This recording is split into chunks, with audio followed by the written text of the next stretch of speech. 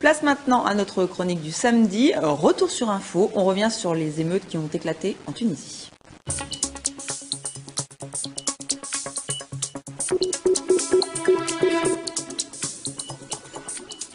Et ces émeutes ont secoué la région de Sidi Bouzid, c'est dans le centre-ouest de la Tunisie, c'était la semaine dernière. Il y a eu au moins 2 victimes, la dernière en date est morte vendredi de ses blessures. Alors souvenez-vous, c'est la tentative de suicide d'un jeune Tunisien le 17 décembre dernier qui a tout déclenché. Le jeune homme, vendeur ambulant de fruits et légumes, s'était fait confisquer sa marchandise et fait humilier par la police municipale. Un vaste élan de solidarité s'en est suivi dans le pays, d'où ces manifestations. Avec nous sur ce plateau, Céline Benassem. Alors vous êtes le fondateur du mouvement Birsa, un mouvement citoyen, un mouvement d'opposition aussi. On peut dire ça comme ça? Birsa, c'est un mouvement citoyen. C'est un mouvement citoyen parce que en Tunisie, on nous a expliqué que la politique, c'était des gouvernants qui prenaient les décisions et des gouvernés qui prenaient acte de ces décisions. Un petit peu comme si on nous expliquait qu'il y avait un berger et qu'il y avait des moutons.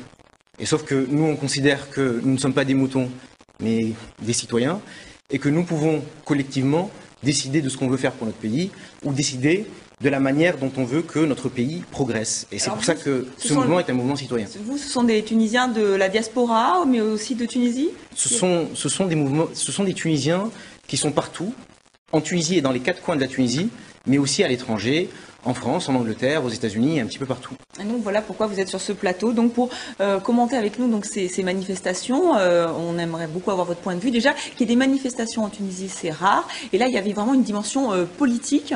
Ça vous a surpris? Nous sommes révoltés. Nous sommes révoltés par l'état de délabrement des structures politiques, économiques et sociales dans le pays. Nous sommes révoltés de voir quelqu'un qui doit s'immoler par le feu avant qu'il n'y ait une réponse gouvernementale. On est révolté surtout et aussi de voir les réponses qui ont été apportées à ces manifestations. Oui. C'est-à-dire, quand vous dites vous êtes révolté, le mouvement Birsa, mais aussi vous voulez parler là on sent qu'il y a vraiment une colère des Tunisiens, d'où ces manifestations qui sont très difficiles puisque elles sont réprimées d'habitude. Mais de toute la jeunesse tunisienne, et elle continue à être réprimée. Oui, elle continue. C'est-à-dire qu'après ces manifestations, la seule réponse qui a été apportée par le gouvernement, c'est un tout petit peu d'argent mis sur la table, comme si on pouvait racheter la dignité des gens et leurs aspirations à des conditions de vie décentes par un chèque. Et il y a eu aussi une répression par la matraque. C'est-à-dire que ce qu'on a compris du discours du président Ben Ali, c'est le prochain qui se suicide, je le tue. Mais le président Ben Ali, qui a vraiment pris en compte ces manifestations, vous pensez qu'il est inquiet puisqu'il est intervenu à la télévision, il a reçu les familles des victimes. Il y a une inquiétude, il sent que son pouvoir peut se fissurer? Alors, je ne suis pas à la place du président Ben Ali, mais j'ose penser qu'il n'est pas inquiet.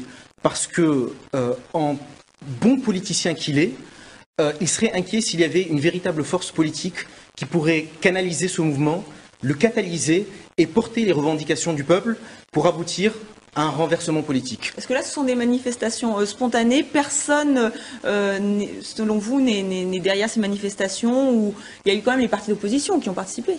Il faut remercier les partis d'opposition, les membres de Birsa qui ont aussi manifesté sur le terrain et un petit peu partout, en Tunisie et ailleurs.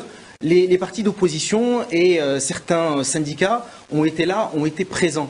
Mais il y a une différence entre sortir et manifester et entre avoir la force nécessaire, suffisante, pour conduire un peuple au pouvoir. Donc vous pensez que ça ne va rien donner ? Pour l'instant, non. Et si vous me permettez de préciser ma pensée, ce qui manque fondamentalement en Tunisie, ce qu'on n'a pas, c'est un contrat social.